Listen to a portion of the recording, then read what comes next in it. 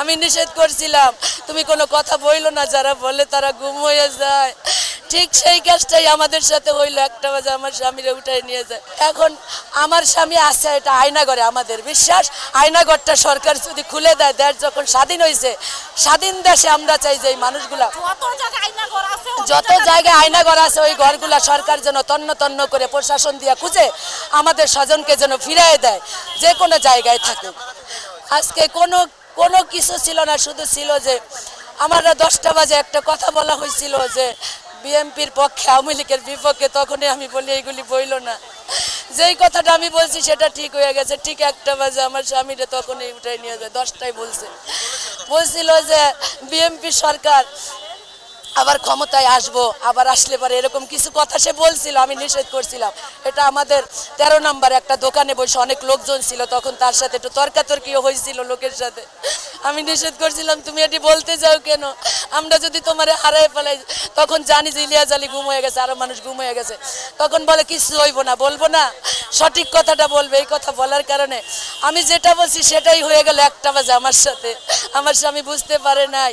আপনারা সবাই জানেন তখন দল নিয়ে কোনো কথাও কেউ বলতে পারে না, রাস্তা থেকে যেভাবে পারছে উঠাই নিয়ে যায়। আমার 3টা সন্তান নিয়ে আজকে 12-13টা বছর আমি মা কতটা কষ্ট করতেছি। আমার সন্তান বাবা হারায় প্রতিটা নিয়ত কান্না করে। ছোট মেয়েটা, হ্যাঁ আমার ছোট মেয়েটা বাবারে দেখে নাই। গতকালকে একটু আগে আমার বড় মেয়ে ফোন করে কয় মা কোনো সন্ধান। আমি কই কিছু পাই না, ছোট মেয়েটা বাবারে দেখে নাই, মাদ্রাসায় পড়াশোনা করে। আমি মা একটু টিউশনি করে ওই সন্তানগুলা লেখাপড়া করাইতেছি। কত কষ্ট করে চলি। আমার শ্বশুর শাশুড়ি বৃদ্ধ, আমার স্বামী বড় ছিল সংসারে, আর কেউ ছিল না ইনকামের। এখন আমার স্বামী আছে এটা আয়নাঘরে, আমাদের বিশ্বাস আয়নাঘরটা সরকার যদি খুলে দেয়, দেশ যখন স্বাধীন হয়েছে, স্বাধীন দেশে আমরা চাই যে এই মানুষগুলা যত জায়গায় আয়নাঘর আছে ওই ঘরগুলা সরকার যেন তন্ন তন্ন করে প্রশাসন দিয়ে খুঁজে আমাদের স্বজনকে যেন ফিরিয়ে দেয়, যে কোনো জায়গায় থাকুক।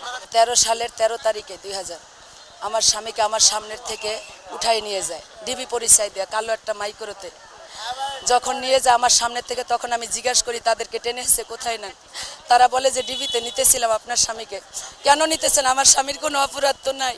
তারা কোনো কথা না বলে তারা গাড়িতে উঠায় আমার স্বামীকে মাঝখানে বসে পিস্তল ঠেকাই দেয়। তখন আমার স্বামী বুঝতে পারে, যখন তারে ধরে নিয়ে গাড়িতে উঠায় বুঝি নাই, তাইলে সে গাড়িতে উঠতো না। যা হইতো ওইখানে গোলাগুলি হইতো, হয়তো পা থাকতো না, হাত থাকতো না, মারা যাইতো, তাও তো স্বামীর লাশটা পাইতাম। একটুও বুঝতে পারি নাই। তখন গাড়িতে উঠে আমি হাত ধরে টানাটানি করি, তখন আমার হাতটা সরাই দিয়া গাড়ির গ্লাসটা লাগাই দেয়। তখন আমি পাগলের মতোই, আমার 7 মাসের সন্তান পেটে ছিল। তখন আমি কোথায় যাইব? সবাই বলে যান গুলশান থানায় যান। গুলশান থানায় যাই, ওসি সাহেবরে বলি আমার স্বামীরে উঠাই নিয়েছে ডিবি পরিচয় দিয়া। সে সব জায়গায় ফোন করে, কোথায় ও সে পায় না। তখন আমি 12টা পর্যন্ত ওই থানায় থাকি, পরে বাসায় যাই। আমার সন্তানগুলো কান্না করে কয় মা আমার বাবারে তুমি কি করছো, কোথায় রাইখেছো? আমি বলি ডিবি পরিচয় দিয়ে তোমার বাবারে নিয়ে গেছে।